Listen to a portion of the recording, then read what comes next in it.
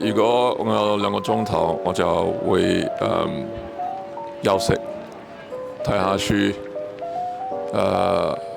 打坐，聽下音樂，睇下我影嘅嗰啲 photos， 係啦，滿足啦。咁啊，如果有2個鐘頭多咗出嚟，咁最好又多2個鐘頭啦。咁我覺得可以多啲時間，真係休息下，咁然後即係乜都諗下啦，發下呆。我覺得有陣時我好中意諗啲無謂嘢嘅，咁就同埋聽下音樂啊，陪下屋企人咁樣。係。如果有2個鐘頭咧，我諗我會洗下車啊，揸下電單車啊，咁樣架架都揸下咯。係喎，有好多電單車同。